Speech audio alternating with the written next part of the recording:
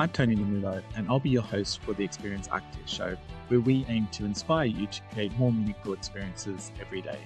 On today's show, I'll be speaking with Michelle Rivera-Spann, who has been connecting and enabling others.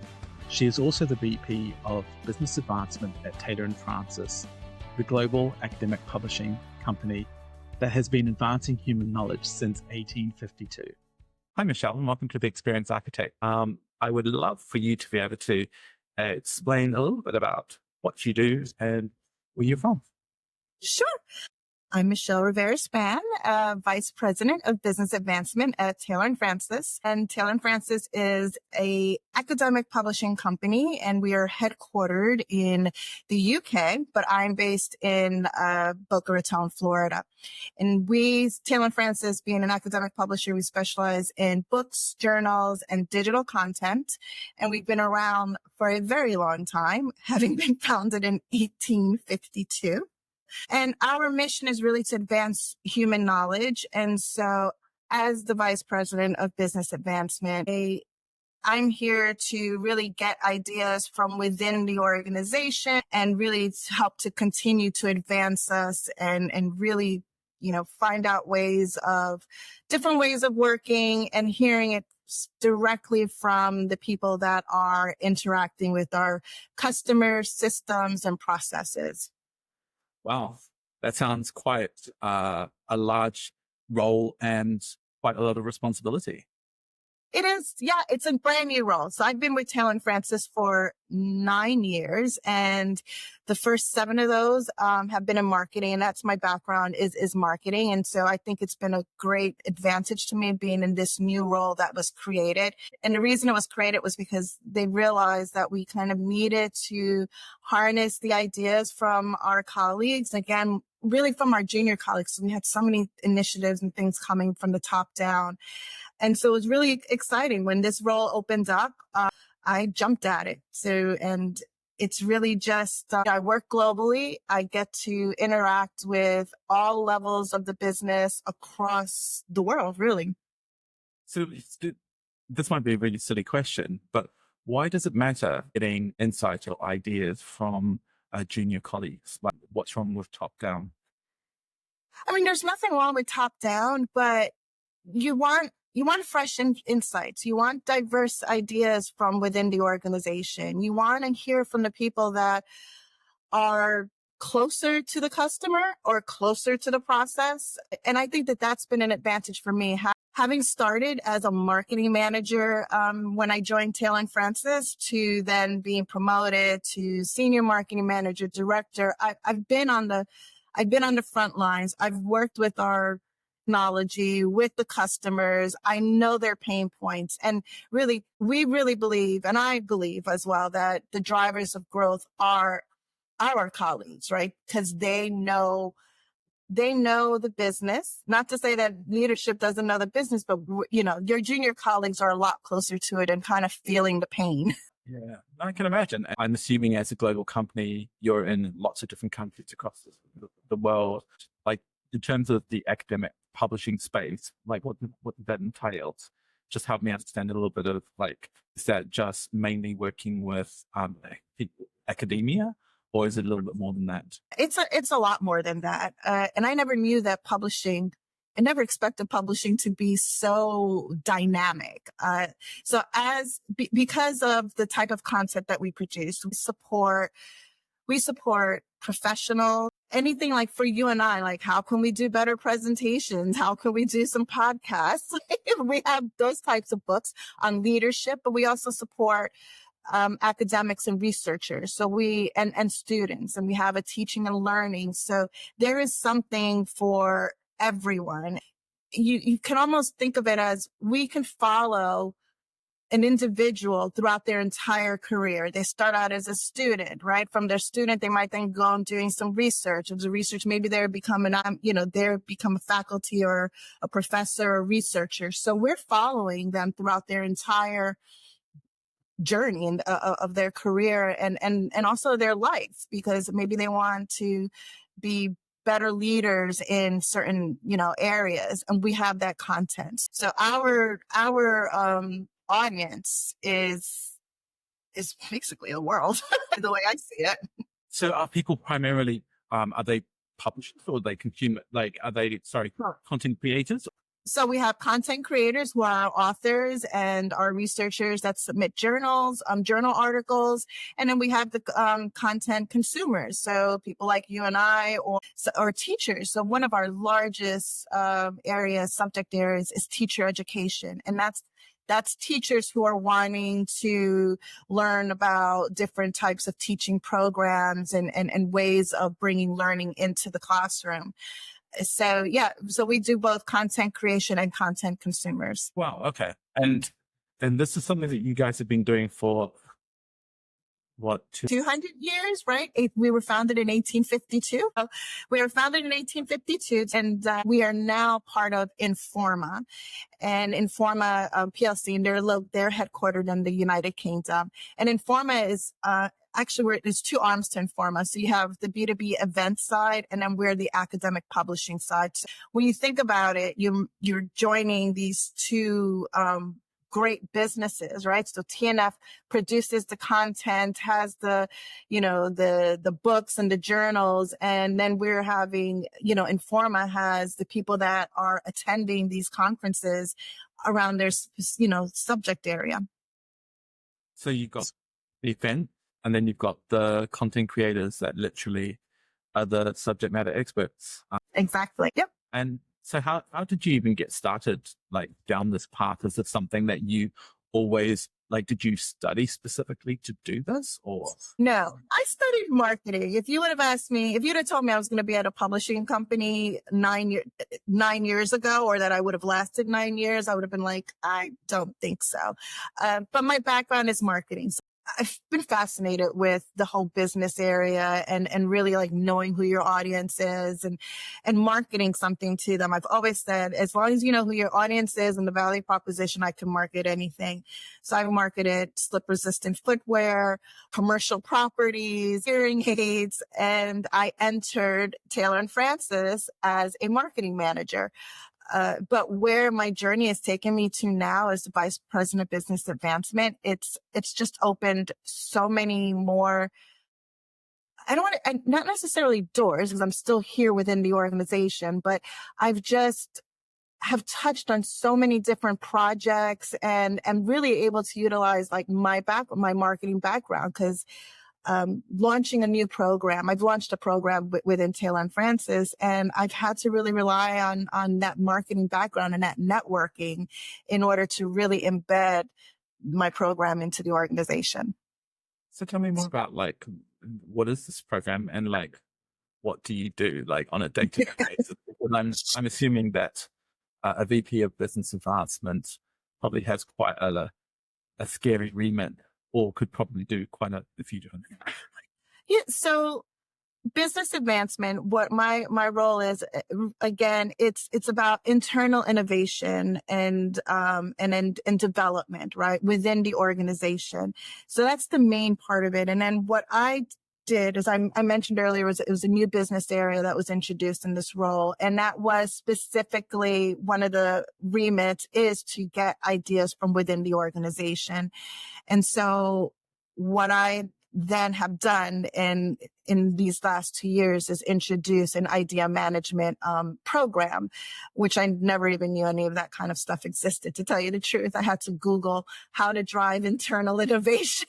And then that's when I discovered the world of idea management programs. But what's been really good is that I've introduced it into Taylor & Francis. This is the first time we've had a real structured way of gathering feedback and ideas from the organization.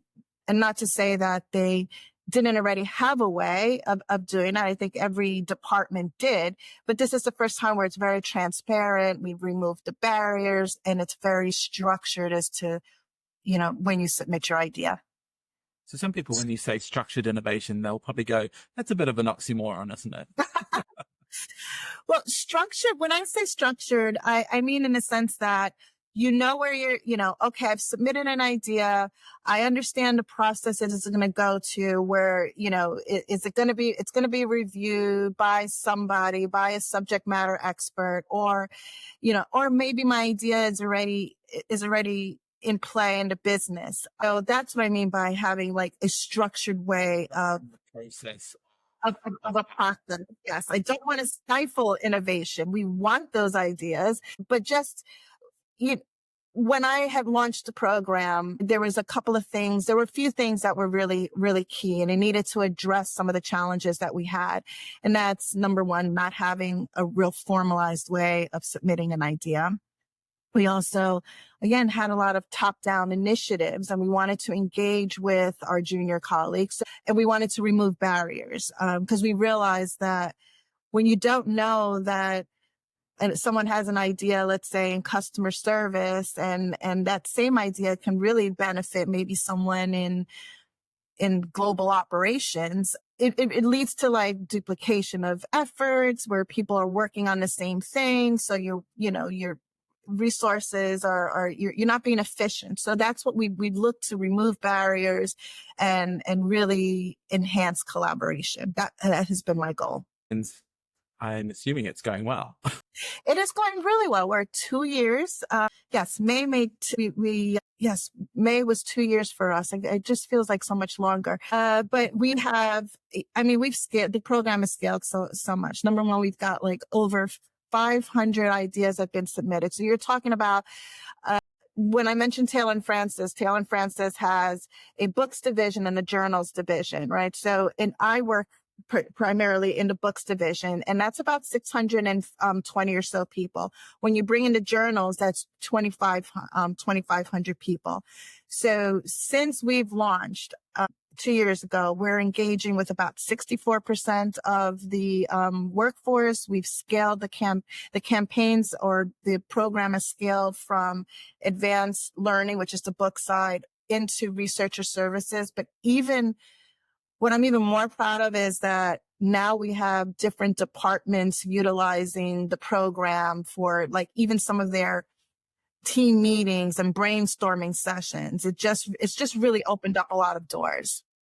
And what's the benefit of doing that? Is that so that those ideas from those team brainstorming sessions can be then utilized by other parts of the business? Is that the intention?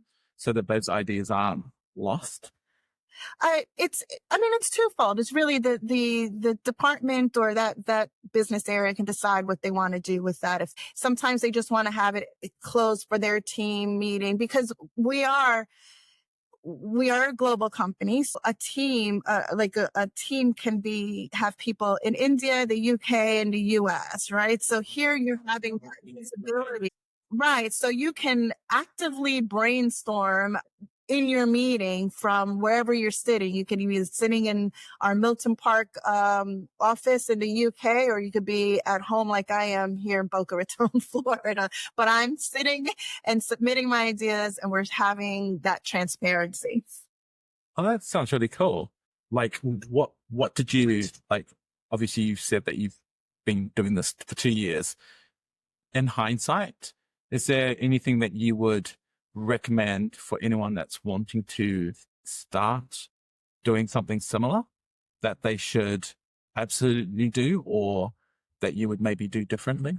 I would absolutely say have some type of way of collecting your ideas, right? I mean, you want to get feedback from from throughout the organization. So I think what's really good is to have, I keep saying structured, but it's just to have a formalized process, right? Because you want to be able to be accountable to the people that are putting their time forward and effort into thinking about a way to, enhance a process or an experience. So I would say, and if you're starting from spreadsheets, that's fine. Yeah, but there's easier ways to do it, and much more enjoyable way or fun ways to do it, because you can gamify it. You can, you can make it very social. That's the whole key. You want people to enjoy what they're doing and not have to learn a new program or anything. So that's one of the other key things, was that I made sure I was like joining our colleagues exactly where they were already collaborating. So utilize whatever internal systems that you have. I would 100% say that. And probably what I would have done different is really, really identified who my subject matter experts were going to be and who are like my allies, right? Because my subject matter experts are my allies. They're going to be the ones that are helping to drive these ideas into like reality. So just have a group of allies. They're ready to help you along this journey. So, like, in terms of what you're doing, who are your customers? I'm assuming, is it just employees, or is it wider than that? We do have, ours is an internal innovation program. So the one that I'm running. So it is. So my customers are TNF. Everyone at TNF. And my subject matter experts are anybody who is in a business area that idea impacts, and that can, because I'm not the expert, right? So if somebody says, oh, we should do, this special field in the Salesforce account. I'm not a Salesforce expert. I'm going to go to the people who are saying, can we set this up? Is this possible? Is there a benefit to that? So so my customers are the entire organization. They're my customers and they're my team. And I call them my team because I rely on them to really feed the business with ideas. And then, so what's the point of, once you've got all these great ideas, that's wonderful. And then what do you do with them? Like, is that part of the process is getting them implemented? Yeah. So a lot of times we look for some quick wins, right? So because you get motivated as you see your ideas being delivered or coming to life, you get really motivated. So we look for those quick wins, and those quick wins for us are, something that doesn't need a development, something that is, and it could be something that just brings you some kind of happiness in your day-to-day life. So for instance, somebody had put a suggestion in that we should have the TNF summer playlist. So this was for last summer. So maybe they'll update it this summer. And you would be amazed how one idea about creating a summer playlist scaled into over 500 songs added onto this TNF playlist. We had people from all over the business submitting their songs, and it's still being used now. It was, I think when we launched the playlist, we did it in coordination with International World Music Day. I think it was in October. This was one of our first early ideas that was delivered. It had the most when we posted it on our internal website, on our internet site about, your playlist and tell us, your song and tell us why. It was the most shared page. And like I said, over 500 songs added, and it's fun. And that just kind of kept up the momentum. And then we've had other ideas where we did an internal glossary. That is another one that just completely scaled. There was our data governance group needed to have a glossary of acronyms. You would be amazed that we have over 1,900 acronyms in the organization. So imagine a person starting new and they're like, number one, they don't know much about maybe the publishing industry or Taylor & Francis. And then they're learning their job, but then they also have to like understand all of these different acronyms. So that was an idea that started within one small group and then scaled across the organization. That makes complete sense to me. I've been in so many organizations where you will have the same 3-letter acronym in different things, different people in different groups. And one of my favorite games to play is when you go to meetings, is when people use that, is just ask them, what does that mean? And it's always funny to me, the number of people that kind of freeze and then they look at each other. They all know what it means, but no one knows what it actually stands for. Yeah, I think, like I said, at last count, we're at 1,900 acronyms. I'm like, how can a publishing company have 1,900? We could actually publish a book on our acronyms. So To me, that would just be a really interesting research project in itself, to see what is the standard number of acronyms that most organizations over a certain size that they have existing within their organizations. Yeah, well, I'm sure 1900 is not the benchmark. I don't know whether that's good practice or better practice. I don't, and we love to give, and we love to give, certain names to projects and things. But yeah, that's just a couple of examples of the ideas. Like, yeah, we want to be able to deliver these ideas. Number one, people take a lot of pride when they see their ideas come to life. They're actually, contributing to, the business. We really look, when I first launched the program, we really did look to say, let's see how many ideas we can launch within the first year. And this was our first year doing it. That was our first year doing it. So I had a conservative number, but I think we actually launched full on live 10 ideas within the first year. And now we've delivered close to 200. Wow. That's a lot. And so when you're looking at internal innovation, I know that there's very many different types. Are we talking about continuous improvement, or are you looking at both that plus more Horizon 3, which is going to be like multi-year projects to be able to do, those bigger things like, I don't know, I'm just making this up, like implementing a new ERP system, for example. Right.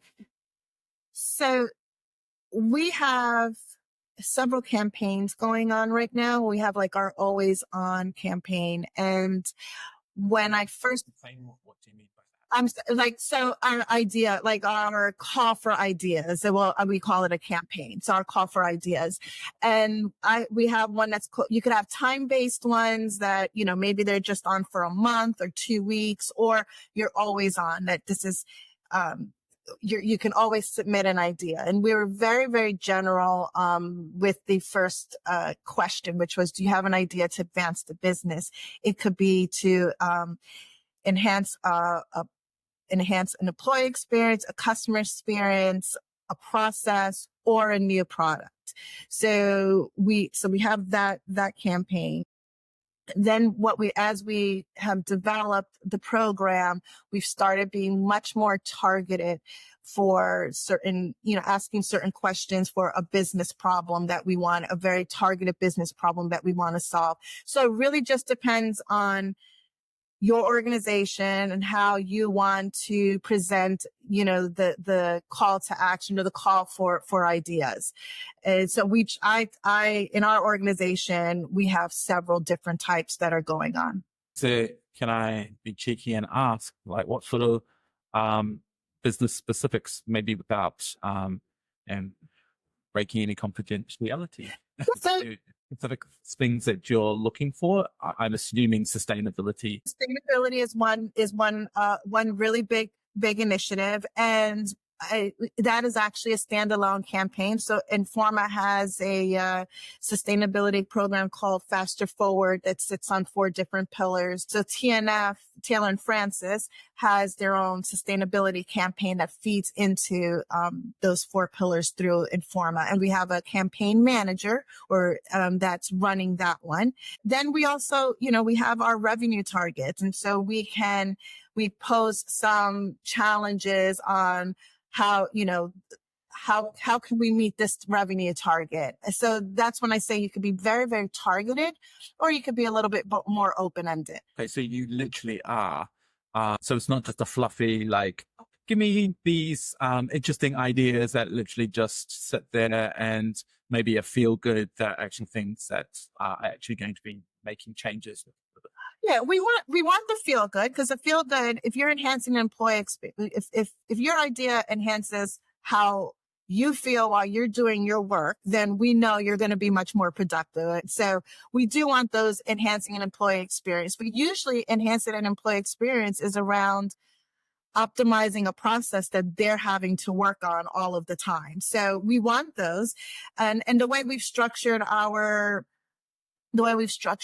idea submission, you have to really think about the idea that you're putting in, what you think is the potential solution. But we're not looking for that idea submitter to have the idea the solution, and it doesn't have to be all wrapped up with a bow on it. One of the greatest, I think, assets of the program and its visibility and transparency is that when they submit their idea, it goes on to, like, I like to describe it like it looks like a Pinterest board. So you see all of these idea cards, and it says, and so people are able to comment like, oh, I think this is really good, or I support this, or they can share. I like that. So that Interest for innovation. it is. That's the best way for me to describe it, because it does look like a bunch of little cards on there. But what that also does is it helps us to see, it also uncovers where somebody already, like, maybe that idea has already been developed someplace else in another part of the business.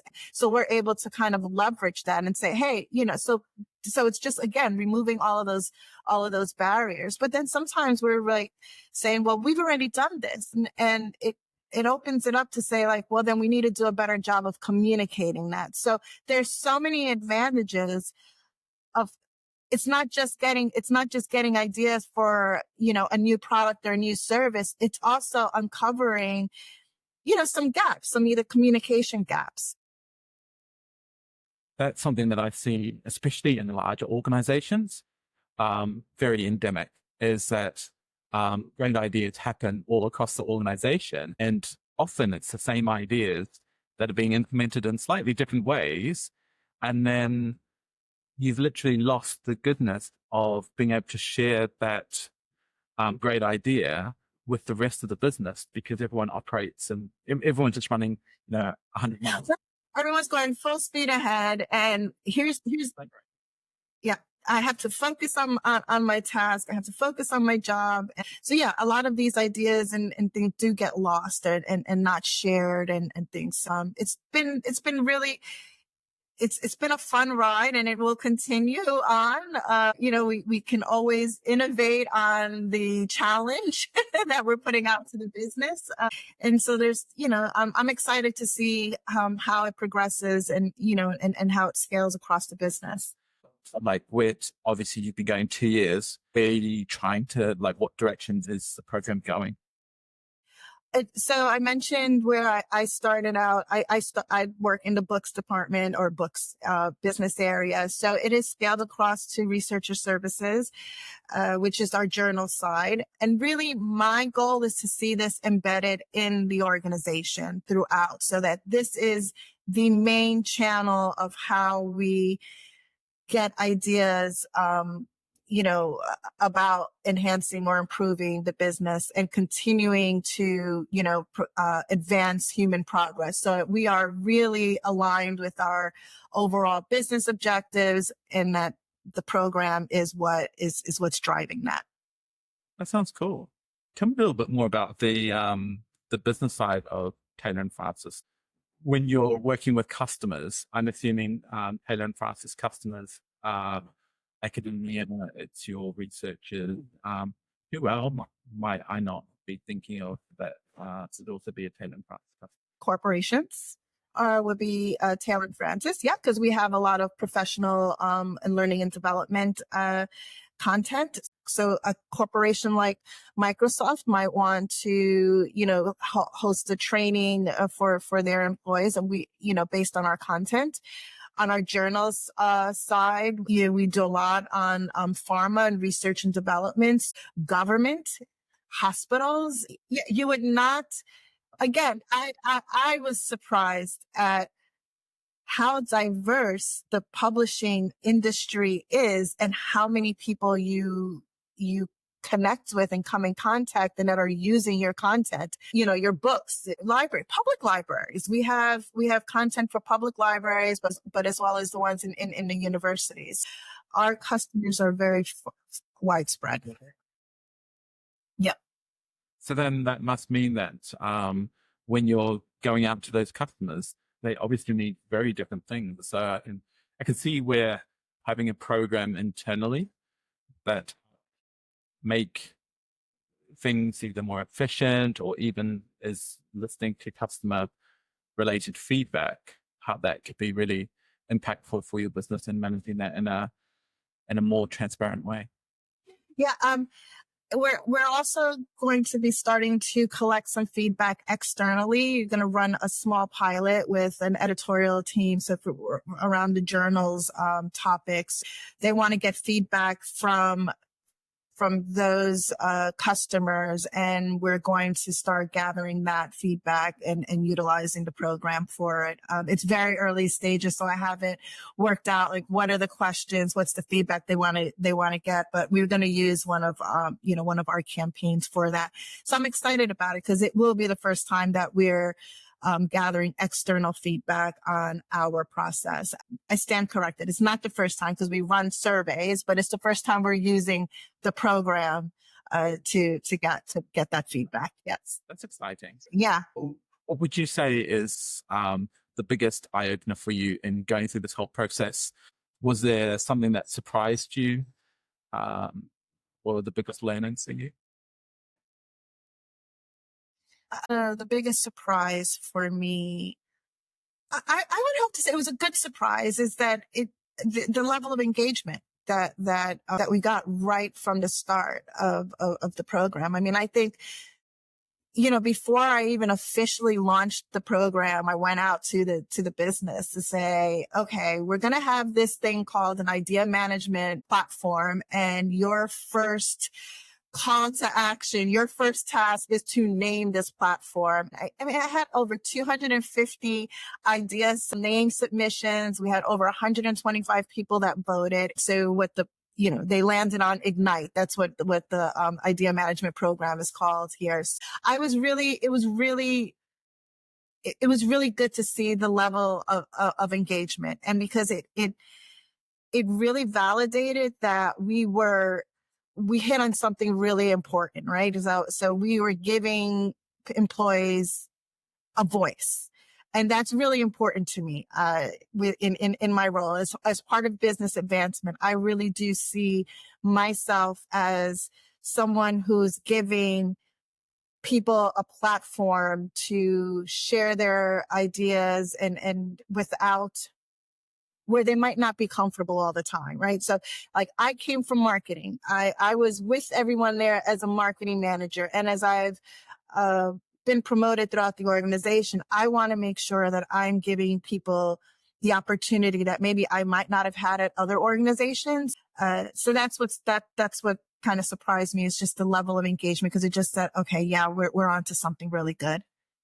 Oh, that sounds really cool. And I'm assuming it's not just Taylor and Francis that has programs that you're passionate about. I assume that as a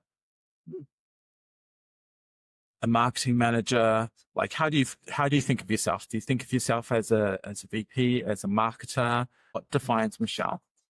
That's interesting. So my title does not define me. That's interesting. That's a really good question. A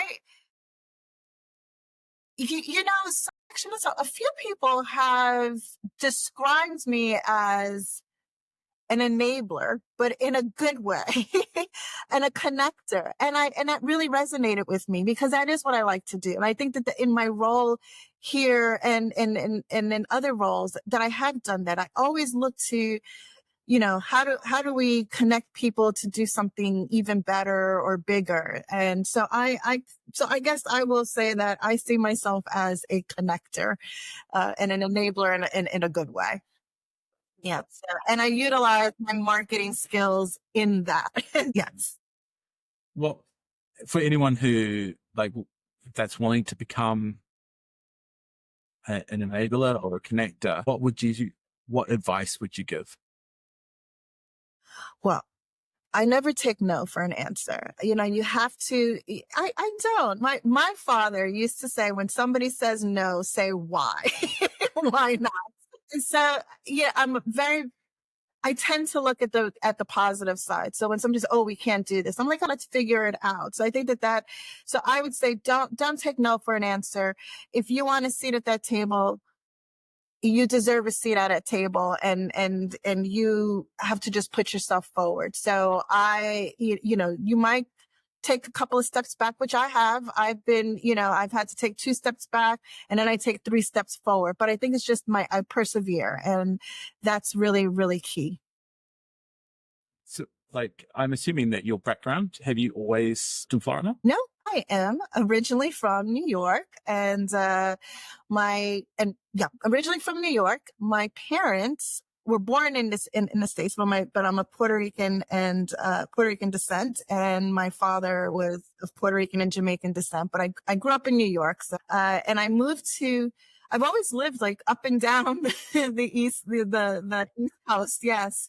But I've been in Florida probably now longer than I lived in New York. So I've been in Florida since 2001. And I have a funny thing about that is that I say I'm originally from New York, but with our company being headquartered in the UK, I tend to go to London quite a bit. And I was embarrassed because someone asked me, they're like, "Oh, I'm going to go to New York. Where should I stay?" And I was like, "Don't know, but if you were going to London, they could tell me exactly where to go and what restaurant to eat at, and depending on what you want." But yeah, no, I'm originally from New York. I love Florida. I love being in I like having our warm weather all of the time, living by the beaches, and so. That's really cool.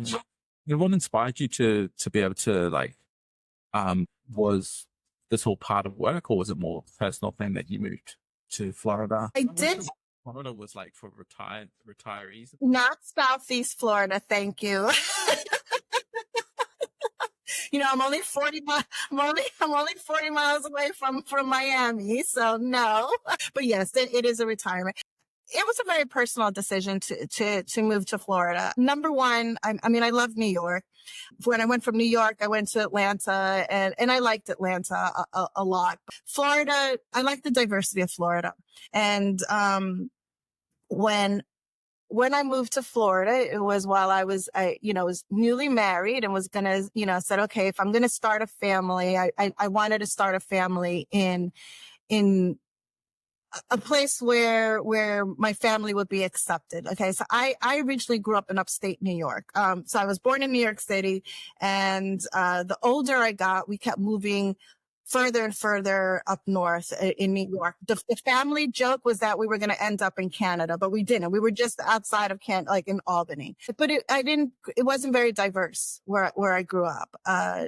Being of Puerto Rican descent, and Jamaican people would say, "Well, what are you?" And and I would speak Spanish, and so it just wasn't. It just was not a very warm and welcoming growing up. So that was very important for me, where when it came time for me to have kids, that they would be in an area where they wouldn't be like, "Oh, well, what are you?" And what's your background? And that they would be much more accepted. So that was a decision I made, was partially business but really driven, personally. Okay. That's really interesting. So has that been a challenge then throughout your career in terms of your background? Has that been something that has either held you back or helped you accelerate in certain areas?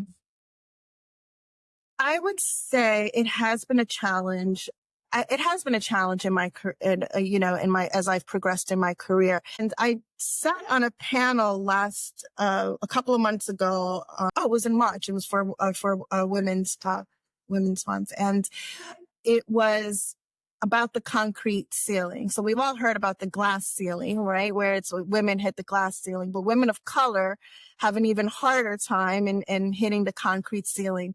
And a question was posed to me, is like, what was my concrete ceiling moment? And as I was thinking about that question, I realized it was in hindsight that, like, I did not recognize some of the pushback and some of the barriers that I encountered as, oh, this is my concrete ceiling moment. To be, I had to really reflect on it and say, wow, my concrete ceiling moments were when I wasn't listened to, by my managers, or I was dismissed, when I would bring up a problem, I was, would just be dismissed about it. Whereas my colleagues were at the same level or even, more junior to me would, they got more airtime, I guess is the best way to say it. And so that's when I mentioned saying about always persevere and don't take no for an answer. As I was, I kind of said, I am going to be heard and I'm going to sit at this table. And that's what prompted me to have left and, left a couple of organizations because I knew that, this was not the right environment for me. And I will have to say that since I've been at Taylor and Francis, I have not really encountered that. And as a matter of fact, we do a lot when it comes to inclusivity and DE&I. And the older you get, the more you realize how important that is. So is that something that you're actively now driving, or are you participating in any way? I am, yes. So I've sat on a lot of different panels that we have, that we hold for employees here on, women in leadership and or women of color in leadership and disabilities. And we have a lot of different, employee, resource groups or colleague run networks. And right after the George Floyd murder in 2020, I sat on a panel. A year later, I sat on a panel about systemic racism and around DE&I initiatives. And a question was posed to me then, what do we need to do more at an Informa? And my response was, we need more senior leadership that looks like me. At that time, I was a director. I was not in a VP level.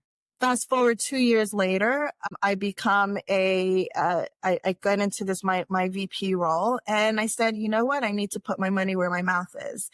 And I said, we need more senior leadership, that looks like me. And so I decided to become a leader for All Informa Nations, which is a colleague-run network within Informa, and it's all about bringing awareness to different cultures and diversity. I'm a part of that, and every opportunity I get, I mentor a lot of young women within the organization. They come to me, and I welcome it. I always have time to do some mentoring because I wish I had that when I was coming up in my career. What would you recommend for people that are, especially for women of color, that are maybe in areas that maybe aren't represented enough in their organization? Is there any recommendation that you would give around how to get started, or what approach you took? That I'm guessing is quite a scary proposition to make in terms of, becoming a leader in that space. So I have all credit to the original founders of the colleague run network and really to Informa for supporting it, because we have so many of them now. But I just reached out to, I started taking part in some of the events that they had and getting to know who the people. And then I just raised my hand and said, I really would like to be, to be a leader for this group. I would say to anybody, if you don't have that type of an organization within, or group within your organization, look outside. You can look at different groups and, within, on LinkedIn and other social networks, that are more business related, and you can get started that way and look for allies within your organization. It doesn't have to be someone that is actively in a certain, colleague run group or network. Find somebody within that organization that you and approach them and say, I've seen how you've progressed within the organization, or I like your style, just where you can relate to them on something and just strike up that conversation and approach it in that sense. I was surprised when I had some of my former marketing colleagues come to me and say, well, I've watched you and, I've watched you progress in this organization. And I just really, can you mentor me? And it just, it made me feel so good, but I just didn't realize that, they're watching you. People are watching you. And so, of course I opened it, accepted it with open arms, but don't be afraid to make that first step in approaching someone to say, can we have a coffee, a virtual coffee or an in-person coffee, once a month, just so I can get your insights on things. That's really important. So as someone who obviously cares about diversity and inclusion, I know these days there's a lot of talk around AI and artificial intelligence. Do you see that impacting some of the things that you're doing today in terms of diversity and inclusion? I mean, AI is AI is here to stay and just going and growing and growing and growing. In terms of diversity and inclusion with AI and impacting it, I haven't seen it personally, but one very interesting thing, I mean, I'll probably touch into a taboo subject, but we're in a political season here, in the United States, and you're seeing a lot of AI videos, right? AI created videos that might not necessarily be accurate or true. Working for a publishing company, that is something that we're very, very concerned about. Even before AI, it was what was fake news. And so we take a very serious approach to, how we look at AI. We know it's here to stay, but we do have to be careful and really vet information that comes in and make sure that we are presenting the most accurate truth that there is. D&I initiatives more like not in the most positive sense a way, I guess. Okay. And do you think that's do you think that there's a way that we can make that better? That's really, I have to admit, I haven't really thought of it. You've stumped me with that one. That's a really good, now I have to kind of think about that and take it away and think about it a little bit more. The way that I look at it is, I've seen, like when I see all these, influencers and AI, etc.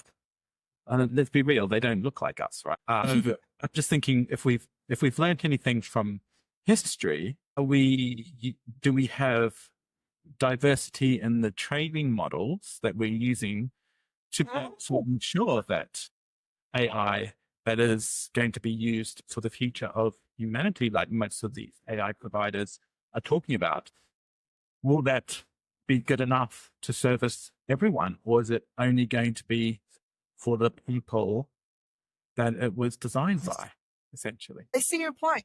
That's a really great point. One that I had not thought about, but look, we have so many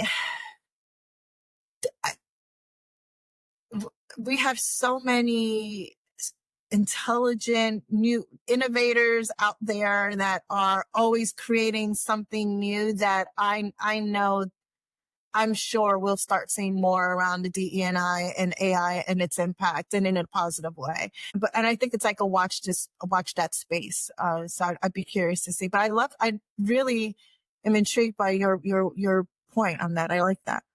I always like to think technology in the positive light. Obviously, we just have to, I think everyone is aware that everything can be used for both good and... The internet. I mean, the internet, social media,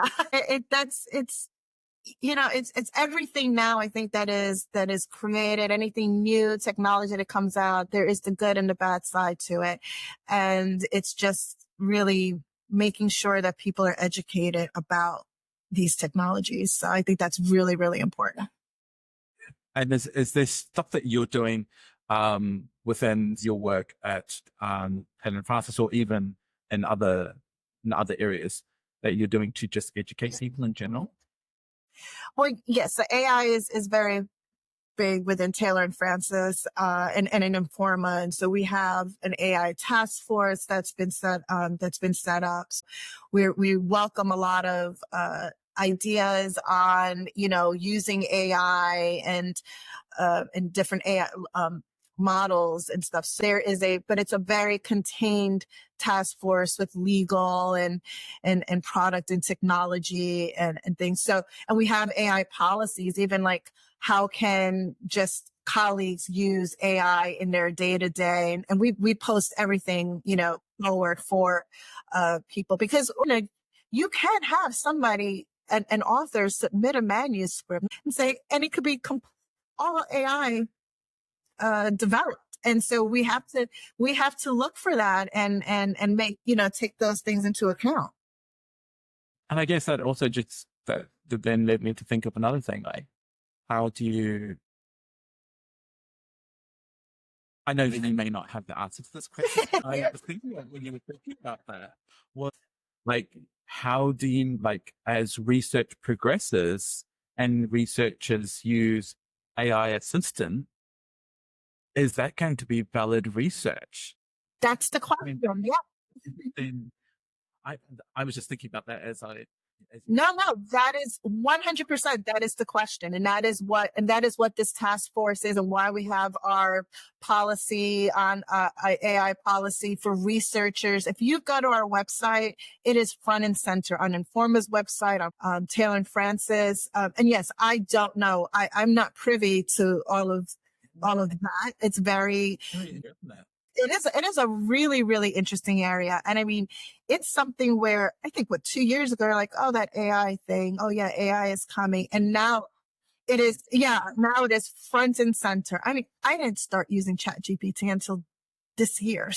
I know I was like a late adopter, and I was like, yeah, so it gets dangerous. Well, to be fair, this is just a personal view of mine. I always think it's hilarious when you've got people that are like, oh, I'm an AI influencer. Okay. Especially around generative AI. The fact is it's only been around for 2 years, right? So at best you might be 6 months ahead of. Exactly.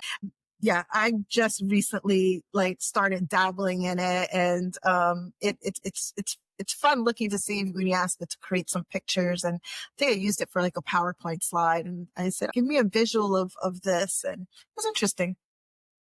It's fun to play. I think as, the models evolve, obviously it's going to become a lot more useful. I mean, I always find it now is quite interesting, but yeah, I think the future as we know it is just going to absolutely change with these kind of technologies. It is. I mean, are you familiar with, I'll probably age myself, but do you know who the Jetsons are? I do. Yeah, it was actually one of my favorite cartoons. But think about the Jetsons, and they were flying around and, talking to robots. It's like, okay, we've surpassed that now. It's just crazy. Yeah. How advanced was the creator of the Jetsons to say that was going to be the future? And yeah, it's just interesting. I think the Jetsons must have been created in the late 70s, early 80s at least. Or was it before? Yeah, because I was a kid. No, because I was I'm one of the people that still thinks that 1990 was 10 years ago. I will give you, I just came from New York this week and had I was there for a conference that I was speaking at, but I had the opportunity to visit my niece, who is 9 years old, and who wanted to look at some more ancient history from the 1990s. She was going through my sister-in-law's closet and was like, I really like this vintage. I don't know what it was that she was looking at, but it hurt to the core that 1990s is ancient history to a 9-year-old. Oh no, I feel like we need to stop this conversation right now. Yes, yes. The joy of children. Out of mouth of babes, right? Yeah. What do you think that the future holds in terms of for youth? Like, where do you see the future going? Gosh, I never know how to answer that question, because I go along for the ride. I mean, if you would have asked me, would I be at a publishing company for 9 years? No. Would I think I was going to be vice president of business advancement? No. I always just see where the journey takes me. I don't say this is my goal, because I think a goal end, right? My journey will continue. Working as the VP of Business Advancement, it has just really opened a lot of other doors of people that I get to meet. I work with change management, with transformation in digital spaces. It really, honestly, the sky's the limit. I don't know where I'm going next. And I hold on to the ride that the publishing industry is taking me on. I just look forward to the future. Again, but I know that I will continue to, provide a platform for young women, especially young women of color, in whatever way I can. That's awesome. Thank you so much for such a delightful conversation. Thank you. The experiences, both employee and customer, from an internal innovation. Yes, that's great. I appreciate it. Thank you.